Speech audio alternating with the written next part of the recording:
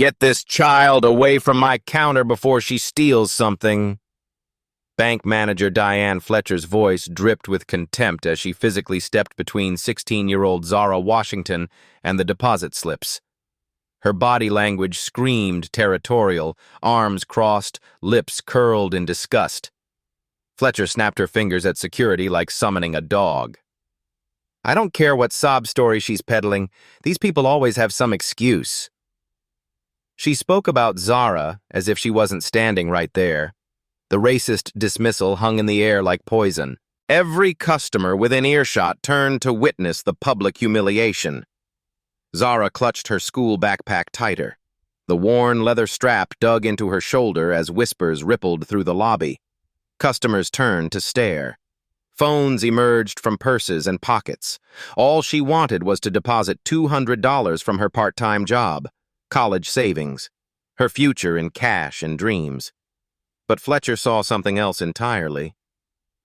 Have you ever been judged by your appearance before anyone bothered to learn who you really are? The digital clock above the teller windows read 2:50 p.m., 10 minutes until the executive board meeting on the 12th floor. Zara's voice remained steady despite the stares. Ma'am, I just need to make a deposit. I have my account number right here. Fletcher snatched the deposit slip from Zara's hand, examining it like evidence of fraud. $200 cash? Where did you get this money, young lady? I work at Henderson's Market after school. This is my paycheck. Convenient story. Fletcher's eyes narrowed. I suppose you have multiple forms of ID? Birth certificate? Social security card? Utility bills? Other customers shifted uncomfortably. This wasn't normal banking procedure. Everyone knew it. At the corner table, Patricia Martinez quietly opened her Instagram app. Her finger hovered over the Go Live button. Something felt wrong about this interaction. I have my student ID and debit card, Zara replied, producing both from her wallet. Fletcher barely glanced at them. Student IDs can be faked. How do I know you didn't steal that card? The accusation landed like a physical blow. Zara's composure cracked slightly, her jaw tightening, but she said nothing. Security guard Carlos Rodriguez approached with obvious reluctance. 15 years on the job taught him to recognize genuine trouble. This teenager wasn't it. Everything okay here, Ms. Fletcher? His voice carried diplomatic caution. This girl is attempting some kind of scam. I've seen it before. Fletcher's volume increased intentionally. They come in with cash, fake IDs, trying to open accounts for money laundering. A middle-aged black woman near the loan office stood up. Excuse me? Did you just say they? Fletcher ignored her. Carlos, I need you to detain this individual until police arrive. Ma'am, she hasn't committed any crime that I can see, Rodriguez replied carefully. Patricia Martinez pressed Go Live. Her screen showed 3 viewers, then 7, then 15. The caption read, Banking while black, happening right now. Meanwhile, Zara's phone buzzed insistently. The caller ID showed Mom, Washington Holdings. She declined the call, her thumb moving quickly across the screen. Something metallic caught the afternoon light as she shifted her backpack. A first-class boarding pass slipped partially out of the front pocket. Atlanta to Washington, D.C., business class, seat 2A. Fletcher was too focused on her performance to notice. I'm calling the police, Fletcher announced, reaching for her desk phone. We have protocols for suspicious financial activity. What's suspicious about a teenager making a deposit? The black woman's voice carried decades of experience with this exact scenario. Ma'am, please don't interfere with bank security procedures, Fletcher snapped. Rodriguez caught sight of Zara's boarding pass. Business class wasn't exactly typical for a high school student working retail. His eyes moved to her wrist, where an expensive Cartier watch peeked out from beneath her school sweater sleeve. The Instagram live stream climbed to 43 viewers. Comments flooded the screen.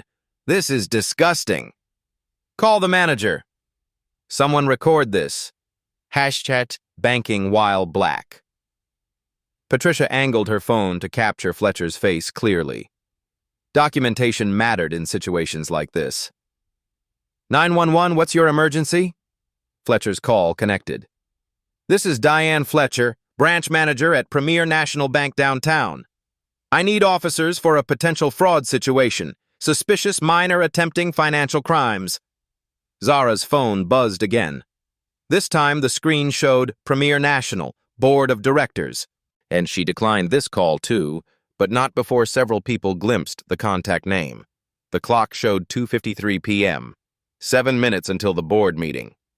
Fletcher continued her performance for the 911 operator.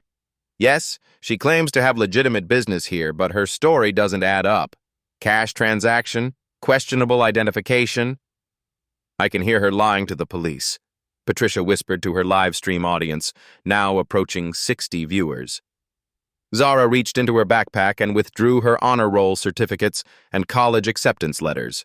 Maybe these will help establish my credibility. Fletcher barely looked at the documents. Anyone can print fake paperwork these days. Schools hand out participation certificates to everyone. The dismissal was calculated cruelty. Each achievement Zara presented was swept aside with practiced contempt. Harvard early admission letterhead meant nothing to Fletcher. Dean's List certificates were probably downloaded from the internet. A letter of recommendation from the Atlanta mayor's office was clearly forged. Rodriguez studied the documents over Fletcher's shoulder. Everything looked legitimate to him. Official seals, embossed letterheads, authentic signatures. Ms. Fletcher, he said quietly, these look real to me. Carlos, you're not trained in document fraud detection. I am. The Instagram live stream hit 87 viewers. Comments exploded across the screen. Screenshots were already being shared on Twitter with hashtags like #Premier National Bank and #Racism in Banking. Police sirens wailed in the distance, growing closer.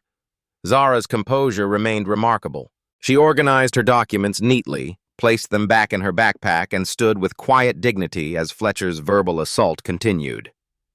Typical, Fletcher muttered, loud enough for everyone to hear. Play the victim when you get caught. The clock read 2:55 p.m., 5 minutes until the executive board meeting that would determine the bank's quarterly diversity initiative funding. The same meeting Zara's mother was supposed to chair, but Fletcher had no way of knowing that connection. Yet. Assistant manager Derek Harrison emerged from his office, drawn by the commotion. His freshly pressed tie and eager-to-please demeanor screamed middle management ambition. Diane, what's the situation here? He positioned himself beside Fletcher, unconsciously forming a united front against Zara. Attempted fraud, Derek. This individual refuses to provide adequate documentation for her cash transaction. Harrison nodded seriously, as if $200 required federal oversight. Have we followed Protocol 17B for suspicious activity? The Instagram live stream now showed 127 viewers. Patricia Martinez adjusted her angle to capture both managers confronting the teenager. Comments flooded faster than she could read them. Someone needs to help this girl. Where are her parents? This is lawsuit material. I'm calling the Endo de ACP. The police sirens grew louder, maybe 2 minutes away. Officers are en route, Fletcher announced triumphantly. They'll sort this out properly. I just want to make my deposit, Zara repeated, her voice carrying subtle steel now. This is my account. My money. My constitutional right to equal banking services. Harrison blinked. That sounded suspiciously like legal language. Constitutional rights? Fletcher laughed. Honey, this is a private business. We have the right to refuse service to anyone. Actually, said the black woman from the loan area, you don't. Not based on race. That's federal law. No one mentioned race, Harrison replied quickly, sensing dangerous territory. Patricia's live stream audience erupted. They just said the quiet part out loud. Screenshot that. Someone get this to the news. The viewer count hit 200. Zara's phone buzzed again. The contact, Mom, Washington Holdings, appeared briefly before she declined the call. But this time, Harrison caught a glimpse of the screen. Washington Holdings. He knew that name from somewhere. The clock showed 2:57 p.m., 3 minutes until the board meeting. "Ma'am," Rodriguez interjected gently, "maybe we should just process her deposit and—" "Carlos, I'm the manager here," Fletcher snapped. "Don't tell me how to run my branch." 2 more customers began recording with their phones. The scene was being documented from multiple angles now. Bank security cameras captured everything from overhead. "This is going viral," someone whispered. Fletcher's confidence faltered for the first time. Going viral was bad for business, bad for careers. "Everyone put your phones away. This is private bank business." "This is a public lobby," Patricia called out, still streaming. "First Amendment protects recording in public spaces." Harrison looked nervous. His management training never covered social media disasters in real time. Police car doors slammed outside. Heavy footsteps approached the entrance. "Finally," Fletcher breathed. Officers Jennifer Park and Michael Thompson entered, hands resting casually on their utility belts. Park surveyed the scene with experienced eyes. Teenage girl, expensive backpack, crowd of recording phones, 2 flustered bank managers. "Someone called about a fraud situation?" Thompson asked. Fletcher stepped forward eagerly. "Officers, this individual has been attempting suspicious financial activity, refusing to provide proper identification." Park looked at Zara. "Miss, can I see some ID, please?" Zara handed over her student ID and debit card without hesitation. Park examined both carefully. "Zara Washington, age 16, Westside Preparatory Academy." Park's eyebrows rose slightly at the school name. Westside Prep was where Atlanta's elite sent their children. "This is your debit card?" "Yes, ma'am. Account number 4471-8829-3344. Harrison quickly pulled up the account on his terminal. His face went pale. Account holder, Zara M. Washington. Account type, Premium Student Savings. Current balance, $47,392. Authorized signers, Maya C. Washington, Zara M. Washington. $47,000 in a high school student's savings account. Diane," Harrison whispered, "you need to see this." Fletcher glanced at the screen and froze. The account showed regular deposits from Henderson's Market, but also monthly transfers from Washington Holdings LLC in amounts that made her head spin. $2,000 monthly allowance deposits. $5,000 quarterly investment education transfers. $10,000 college preparation fund additions. This wasn't some kid off the street. This was serious money. Officer Park noticed the manager's sudden change in demeanor. "Is there actually a problem here?" The live stream audience had climbed to 340 viewers. Screenshots of the confrontation were already spreading across Twitter, Facebook, and TikTok. #banking, while black was trending locally. Zara's phone rang again. This time she answered. "Hi, Mom. I'm at the bank making my deposit. There's been a small misunderstanding." Her voice carried across the lobby, calm, controlled, almost amused. No police needed, though there are 2 officers here now. Yes, the premier national downtown branch. The manager seems confused about my identity." Fletcher's mouth went dry. Mom, at a bank, with this kind of money flowing through accounts. Harrison was frantically typing on his computer, pulling up more account details. The subsidiary accounts showed connections to Washington Holdings, Washington Real Estate Development, Washington Foundation for Education. Washington Holdings owned major commercial properties throughout Atlanta. Washington Foundation had donated millions to local schools and hospitals. This family had money, real money, generational wealth money. "Mom, they questioned whether I stole my debit card," Zara continued into the phone. "Called me a scammer. Said I was probably money laundering." A pause. Everyone in the lobby could sense the temperature drop through the phone connection. Yes, I'll wait for you. The board meeting can start a few minutes late. Board meeting. Harrison's blood turned to ice. The quarterly board meeting. Today. Upstairs. The one where major shareholders reviewed branch performance and management effectiveness. Zara, Officer Park said gently. What's your mother's name? Maya Washington. She's the CEO of Washington Holdings. The silence in the lobby was deafening. Washington Holdings. The same Washington Holdings that owned 23% of Premier National Bank stock. The same Maya Washington who sat on the board of directors. The same family that had donated the money for the bank's new diversity and inclusion training center. Fletcher's career flashed before her eyes. Patricia's live stream exploded with comments. Holy shit, she's the boss's daughter. This manager is so fired. Plot twist of the century. Justice is coming. The viewer count hit 500 and climbing. Ma'am, Officer Thompson addressed Fletcher carefully, it seems like there might have been some miscommunication here.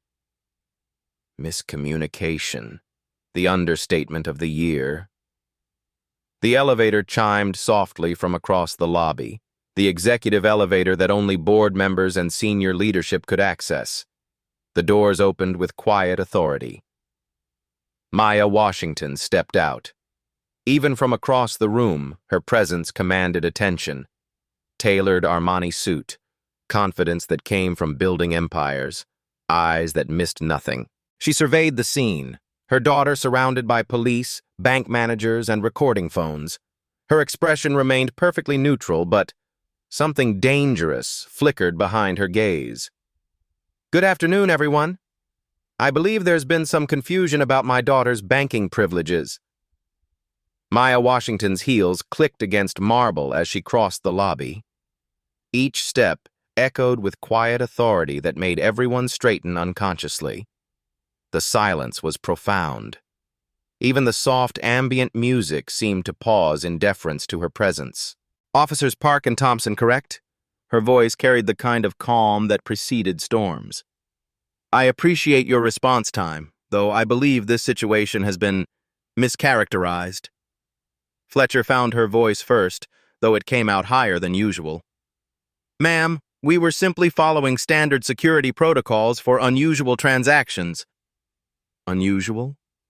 Maya's eyebrow arched with surgical precision. My daughter depositing her paycheck is unusual?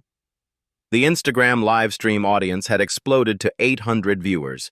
Patricia kept her phone steady, capturing every nuance of this power shift.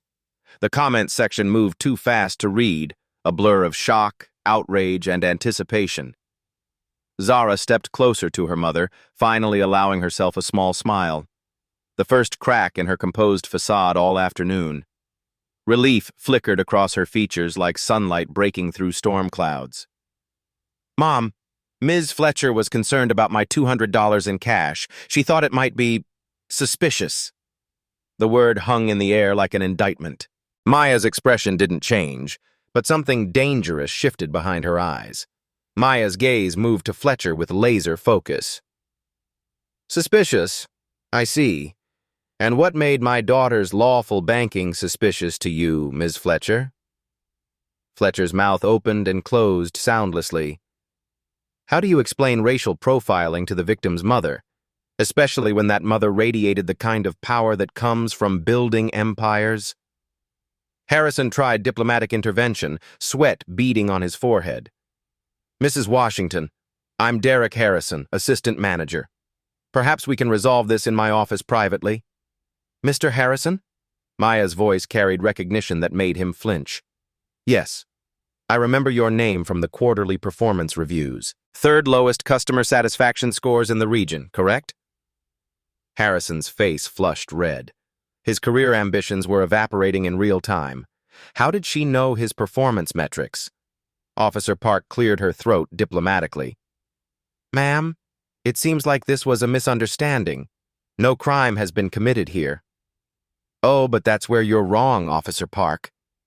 Maya reached into her Hermes bag and withdrew a tablet. Her fingers moved across the screen with practiced efficiency, like a lawyer preparing to demolish opposing counsel. Georgia Civil Rights Act, Section 31 to 12(3).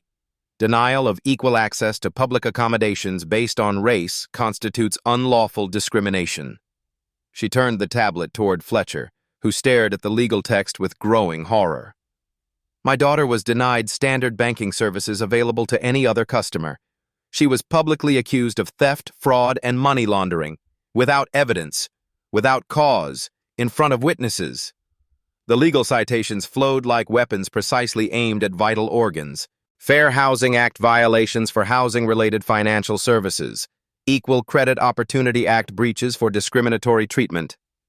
Title II of the Civil Rights Act violations for public accommodation discrimination.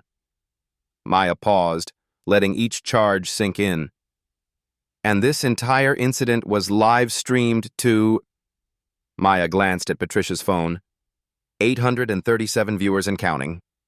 Patricia nodded confirmation, still recording. The viewer count was actually approaching 900 now. That makes this a public civil rights violation with documented evidence, multiple witnesses, and viral social media coverage. Fletcher's composure cracked completely. I didn't know. How could I have known who you were? That's precisely the problem, Ms. Fletcher. You saw a black teenager and made assumptions. You didn't see an honor roll student. You didn't see a Harvard early admission recipient. You didn't see the daughter of a family who has banked here for 12 years. Maya swiped to a new screen on her tablet with theatrical precision. Washington Holdings' relationship with Premier National Bank. Would you like to see the numbers? She turned the tablet toward the growing crowd. The spreadsheet displayed figures that made several people gasp audibly.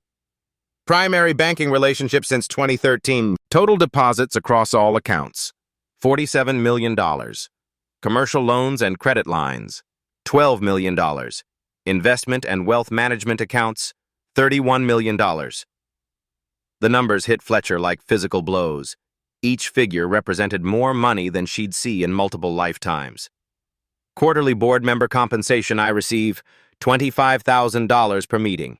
Annual diversity consulting fees paid to Washington Holdings by this bank, $1.2 million.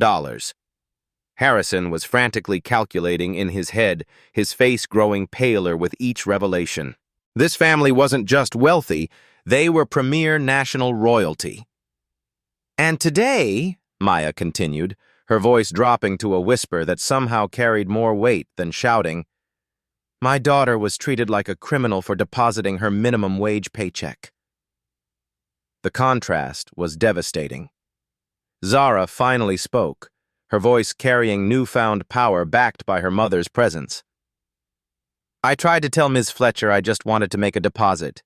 She said people like me always have excuses. The phrase, people like me, hit the live stream audience like gasoline on fire. Screenshots flooded social media within seconds. The clip would be replayed on news stations within hours. Maya's tablet screen changed again, displaying what looked like a personnel file. Ms. Fletcher, would you like to see your employment record? Fletcher's blood turned to ice. Her hands began trembling visibly. 3 prior complaints for discriminatory behavior filed with HR. 2 formal warnings from management. Currently on 90-day probationary status for diversity policy violations dating back to March. She turned the tablet toward Harrison, whose face went from pale to green.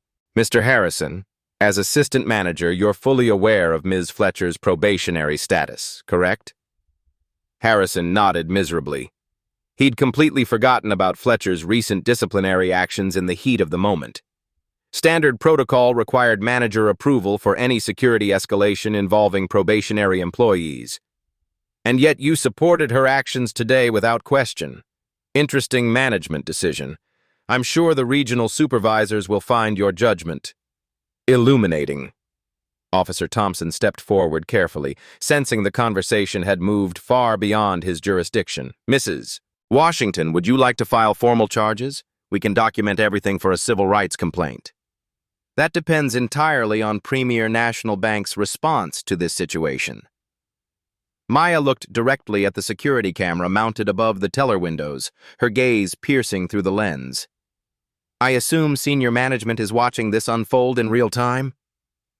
As if summoned by her words, Bank President Robert Chen emerged from the elevator, slightly out of breath from running down 12 flights of stairs. The executive elevator was apparently experiencing sudden technical difficulties, or someone had deliberately disabled it to buy time. Mrs. Washington, I cannot begin to express how deeply sorry the entire organization— Maya raised one manicured hand. Chen stopped mid-sentence like a marionette with cut strings. Mr. Chen, perfect timing. We were just discussing my daughter's banking experience today. Chen looked around the lobby. Police officers, recording phones, a crowd of witnesses, his two managers looking like deer in headlights. His executive training kicked into overdrive, damage assessment mode. I'm sure there's been a terrible misunderstanding. Oh, there's been no misunderstanding. The misunderstanding was resolved the moment your employees revealed their true characters. Maya gestured toward Patricia, still live streaming with steady hands. 942 viewers and counting. Local news stations are already calling my office. The NBOACP has sent 3 messages in the last 10 minutes. The Southern Poverty Law Center just requested the full video. Chen's executive training kicked in, full damage control mode. His career was potentially on the line. What can we do to make this right? An excellent question. Maya's smile was sharp as a surgical blade. First, let's address immediate accountability. She turned to Fletcher with the focus of a prosecutor delivering closing arguments. Ms. Fletcher, you have 30 seconds to publicly apologize to my daughter for your discriminatory treatment. Fletcher looked desperately at Chen, who nodded frantically. Anything to contain this disaster. I apologize for any misunderstanding that may have occurred. No. Maya's voice cut like ice through steel. Apologize for treating my daughter like a criminal because of her race. Use those exact words. No corporate doublespeak. The lobby fell silent, except for the soft whisper of the air conditioning and the quiet buzz of recording phones capturing every moment for posterity. Fletcher's voice came out as barely a whisper. I apologize for treating your daughter like a criminal because of her race. Louder, for the live stream audience. They deserve to hear your acknowledgement. I apologize for treating your daughter like a criminal because of her race. The words echoed off the marble walls like a confession in an empty cathedral. Patricia made sure her phone captured Fletcher's face clearly. The shame, the fear, the complete defeat. Maya turned to Harrison with predatory focus. Your turn, Mr. Harrison. Harrison's apology came faster, his survival instincts finally overriding his middle management ego. I apologize for supporting discriminatory treatment and failing in my supervisory responsibilities. Maya looked at Chen with the expression of a CEO evaluating quarterly projections. Cold, analytical, decisive. Now, let's discuss systemic changes to ensure this never happens again. She pulled up a new document on her tablet, fingers moving with practiced efficiency. I'm texting you a comprehensive anti-discrimination policy proposal. Implementation begins immediately, or Washington Holdings will consider relocating our $47 million banking relationship. Chen's phone chimed. He glanced at the message and his face went pale. Losing the Washington Holdings account would crater his quarterly numbers and potentially cost him his position. Additionally, Maya continued, building her corporate restructuring demands, Premier National will implement mandatory bias training for all customer-facing employees. Monthly progress reports will be submitted to Washington Holdings for review. She swiped to another screen, revealing detailed policy frameworks. A customer dignity hotline will be established within 48 hours. Anonymous reporting system for discriminatory treatment. Any verified incident results in immediate termination. No exceptions, no second chances. Officer Park watched this corporate dismantling with professional interest. She'd seen plenty of powerful people throw their weight around, but Maya Washington's approach was surgical, precise, devastating, legal, unassailable. Zara finally stepped forward to her mother's side, her quiet dignity intact throughout the entire ordeal. Mom, I just wanted to deposit my paycheck. Can we do that now? The innocent question hit everyone like a thunderbolt. After all this, the police, the live stream, the corporate restructuring, the legal threats, she still just wanted to complete her original $200 deposit. The simple humanity of it was devastating. Maya smiled at her daughter with genuine warmth that contrasted sharply with the ice in her voice when she turned back to Chen. "Of course, sweetheart. Mr. Chen, I believe my daughter has a routine banking transaction to complete." Chen practically sprinted to the nearest teller window, his executive composure completely shattered. "Jennifer, please process Miss Washington's deposit immediately with our compliments, 0 fees, priority service." The live stream audience watched as Zara finally, after 40 minutes of harassment, approached the teller window to complete the simple transaction she'd originally come for. While the deposit processed, Maya turned her attention to the systematic dismantling of careers. "Ms. Fletcher, your employment with Premier National Bank is terminated effective immediately." Fletcher's knees buckled slightly. "Please, I have 2 kids, a mortgage. I can't lose this job." "You should have considered that before treating my daughter like a criminal." Maya's voice carried no sympathy. "Your personal circumstances don't excuse civil rights violations." She turned to Chen. "I assume you have security protocols for escorting terminated employees from the premises?" Chen nodded frantically to Rodriguez, who approached Fletcher with obvious reluctance. 15 years of security work, and this was the most uncomfortable termination he'd ever witnessed. "Ma'am, I'll need your access badge and any bank property," Rodriguez said quietly. Fletcher fumbled with her ID badge, hands shaking as she unclipped it from her blazer. The small plastic rectangle that had represented her authority for 3 years now felt like an anchor dragging her down. "This is my life," Fletcher whispered. "My career." "Your career ended the moment you decided my daughter's race made her suspicious," Maya replied with clinical precision. The receipt printer whirred, and Zara's deposit was complete. $200 that had triggered a corporate earthquake. Maya pulled up another document on her tablet, her fingers moving with practiced efficiency across spreadsheets and legal frameworks. "Mr. Harrison, your status requires more consideration." Harrison's Adam's apple bobbed as he swallowed hard.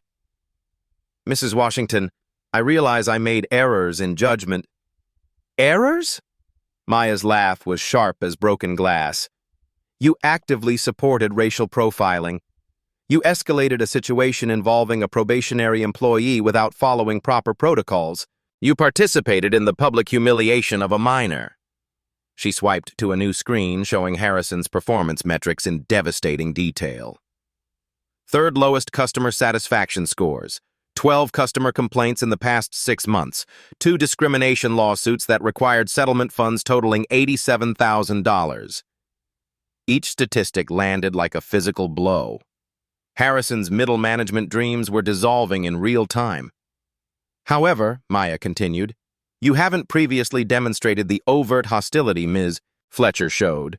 You were following her lead rather than initiating discrimination." A glimmer of hope flickered in Harrison's eyes. 60 days suspension without pay, mandatory bias training, performance improvement plan, one more incident of any kind, and you're gone permanently. The punishment was severe but survivable. Harrison nodded eagerly, grateful to keep his job despite the financial hardship ahead. Maya turned her focus to Chen, and the temperature in the lobby seemed to drop 10 degrees.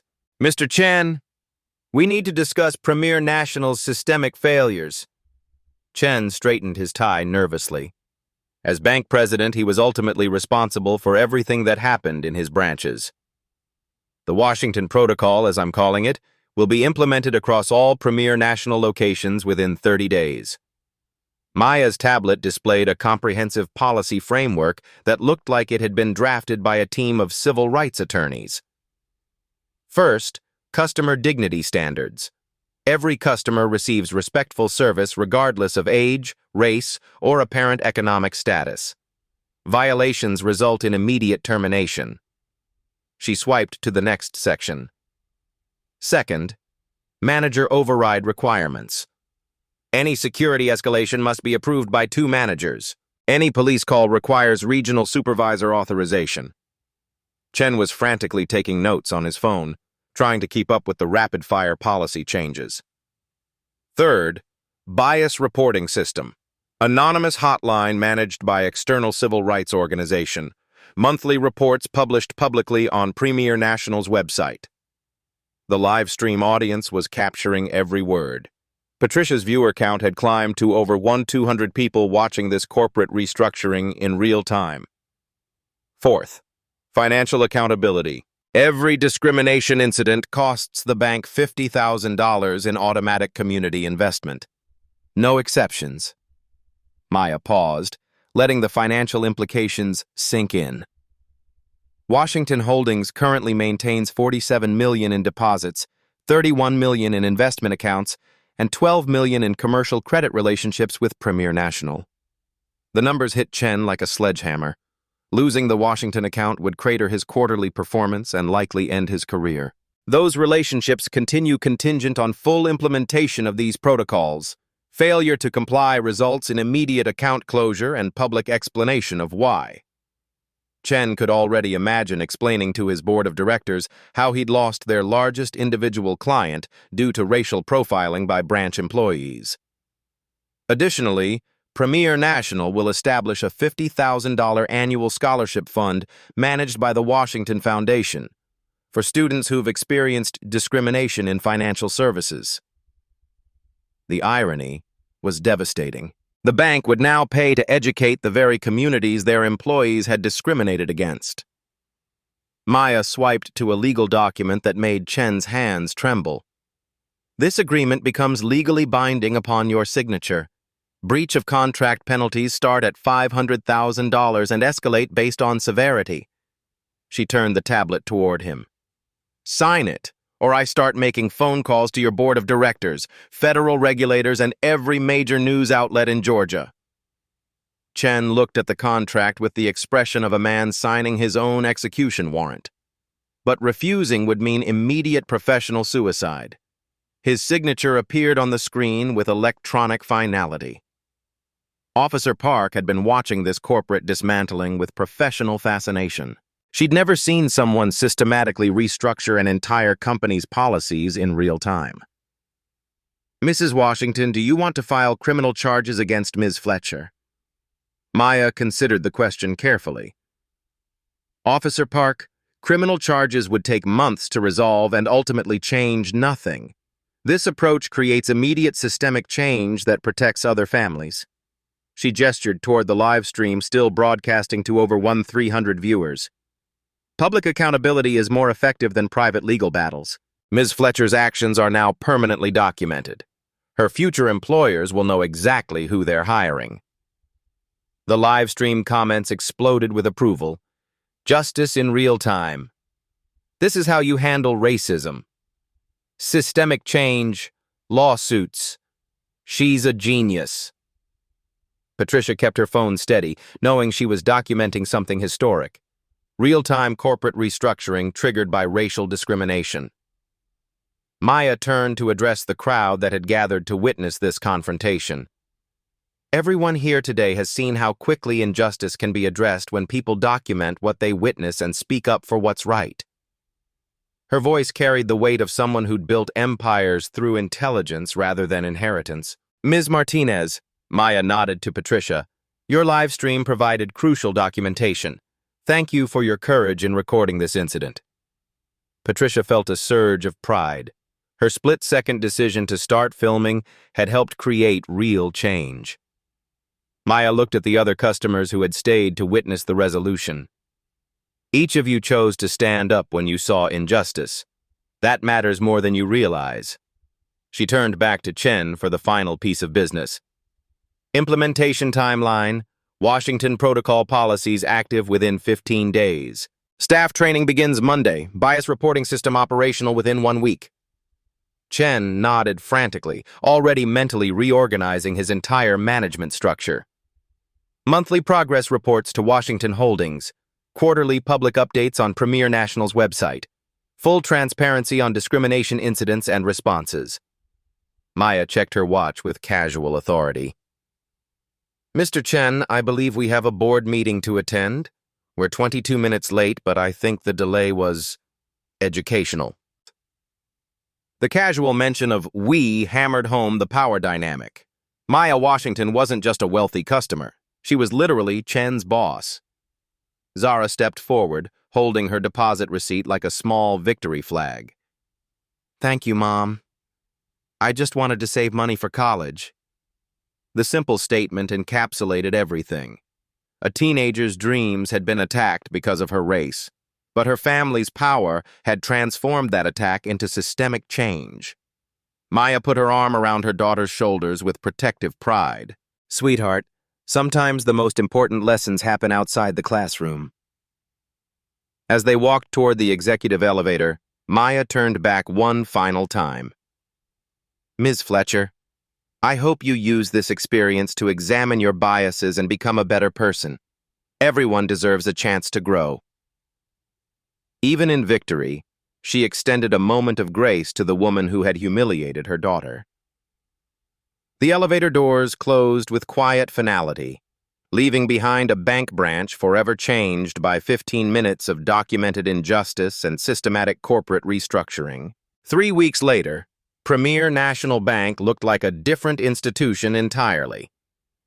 The lobby displayed a prominent new sign, Customer Dignity Policy. All customers receive equal respect and service. Below it, a QR code linked directly to the bias reporting hotline. Chen stood at the podium during the Monday morning staff meeting, addressing 60 employees across 3 shifts. The Washington Protocol is now standard operating procedure at all premier national locations, he announced. Zero tolerance means zero tolerance. No warnings, no second chances. The room was notably quieter than usual. Fletcher's termination had sent shockwaves through every branch in the region. Rodriguez, now promoted to senior security supervisor, nodded approvingly. His restraint during the original incident had earned him recognition and a raise. Customer dignity training begins Tuesday, Chen continued. Mandatory for all staff. External facilitators from the NAACP and Anti-Defamation League will conduct sessions. Harrison sat in the back row, having returned from his unpaid suspension. The 60-day financial hit had been devastating, but he'd used the time for deep self-reflection and voluntary bias training. At the front desk, new teller supervisor Jennifer Rodriguez, Carlos's daughter, recently hired through the bank's expanded diversity recruitment program, processed transactions with evident pride in her promotion. The bias reporting system had logged 47 calls in 3 weeks. Most were minor complaints that were resolved through additional training. 2 incidents resulted in immediate terminations at other branches. Maya Washington's quarterly board report showed remarkable results. Customer satisfaction scores. Up 34% system-wide diversity in new hires. 67% increase. Community banking applications. 156% increase among minority customers. Social media sentiment. Improved from 2.1 to 4.6 stars average. The Washington Scholarship Fund had received its first $50,000 installment. 12 students from underserved communities would receive full college banking education, including internships at Premier National. Local NAACP chapter president Dr. Angela Morris had praised the bank's transformation publicly. This is how corporate America should respond to discrimination, she told the Atlanta Journal-Constitution. Swift action, systemic change, community investment. The story had become a case study at business schools across the Southeast. Harvard Business School requested permission to feature the incident in their ethics curriculum. Meanwhile, Diane Fletcher was learning her own difficult lessons.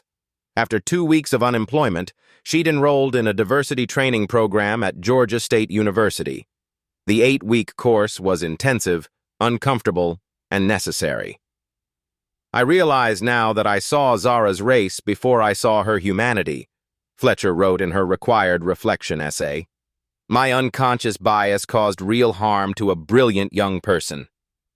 The essay would be part of her application for a customer service position at a credit union, a significant step down in pay and prestige, but an opportunity to rebuild her career with newfound awareness. Fletcher's public Facebook apology had gone viral in its own right. "I want to publicly acknowledge the harm I caused to Zara Washington and her family. My actions were wrong, discriminatory, and inexcusable. I'm working to become a better person and hope others can learn from my mistakes." The post received over 3,000 comments, most supportive of her willingness to take responsibility. At Westside Preparatory Academy, Zara had become something of a celebrity. Her handling of the situation had earned respect from classmates and teachers alike. "She never lost her composure," her history teacher told the school newspaper. "That's real strength." Zara used her newfound platform thoughtfully. She spoke at the NAACP Youth Conference about dignity under pressure and the importance of allies who document injustice. "Mrs. Martinez's decision to live stream probably saved my reputation and created change for other families," Zara told the audience of 200 teenagers. "Sometimes the most powerful thing you can do is witness and record." The original Instagram live video had been viewed over 50,000 times. Patricia Martinez had turned the attention into advocacy, creating a nonprofit called Banking While Black to document financial discrimination nationwide.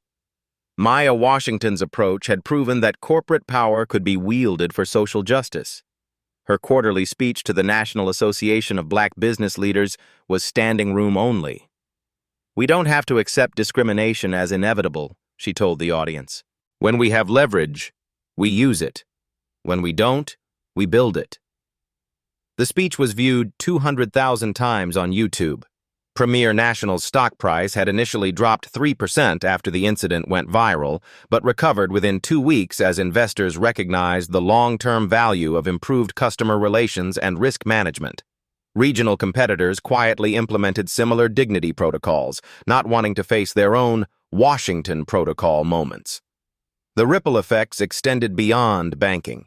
Atlanta's Restaurant Association adopted customer dignity standards. The city's taxi commission implemented bias reporting systems.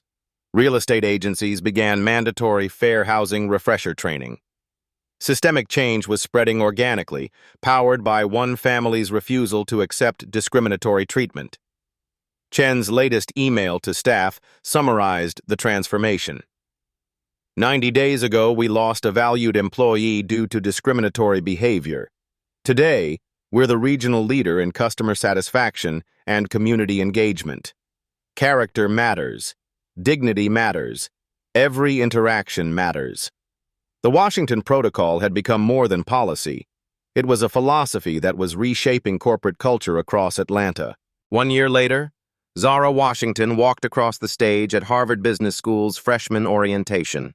The same quiet dignity that had carried her through that difficult afternoon at Premier National now radiated confidence as she addressed 900 incoming students. "Real-life stories teach us that power isn't about money or position," she told the audience.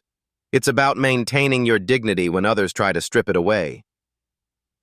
Her mother, Maya, watched from the front row, remembering the 16-year-old who just wanted to deposit her paycheck.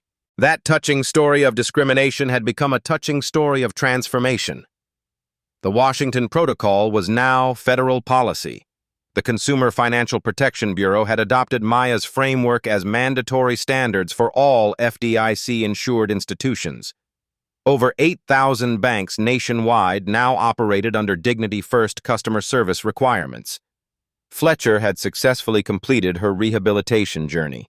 After 18 months of bias training and community service, she was hired as a diversity coordinator at a community development credit union. Her lived experience with unconscious bias made her uniquely qualified to help others recognize their own blind spots. "I was the villain in someone else's story," Fletcher said during a diversity conference in Birmingham. "But stories can have redemption arcs if we're willing to do the work." Harrison had been promoted to branch manager at a different location, where his customer satisfaction scores consistently ranked in the top 10% regionally. His experience had taught him that true leadership meant protecting the vulnerable, not appeasing the powerful. The original Instagram Live video had been viewed over 2 million times, becoming required viewing in corporate training programs across America. Patricia Martinez's Banking While Black nonprofit had documented 847 similar incidents nationwide, resulting in policy changes at 34 major financial institutions. These real-life stories of everyday discrimination and systematic change had inspired congressional hearings on financial equity. 3 states passed Washington Protocol legislation requiring dignity standards in all public accommodations. Maya Washington's approach had proven that quiet power often accomplished more than loud protests. Her method, document, demand, deliver, became a template for corporate accountability movements nationwide. The scholarship fund had grown to $200,000 annually, supporting 48 students from communities that had faced financial discrimination. Each recipient studied not just business or economics, but also civil rights law and social justice. Chen remained bank president, his leadership style forever changed by witnessing true executive authority in action. Premier National had become the most profitable regional bank in the Southeast, proving that dignity and profitability weren't mutually exclusive. Black soul stories like this remind us that change happens when ordinary people refuse to accept extraordinary injustice. Every day, someone faces discrimination based on appearance, accent, or assumptions. Every day, witnesses choose whether to document or ignore what they see. Every day, those with power decide whether to use it for justice or comfort. Your story matters. Your voice creates change. Have you witnessed discrimination that others tried to dismiss? Share your experience in the comments below. Your truth helps others feel less alone and builds the evidence needed for systematic reform. Hit subscribe to the Black Soul Stories channel for more real accounts of resilience, intelligence, and quiet power transforming our world. Together, we don't just survive these moments of injustice. We document them. We demand better. We deliver change that protects the next person who walks through those doors. Because everyone deserves to bank while human.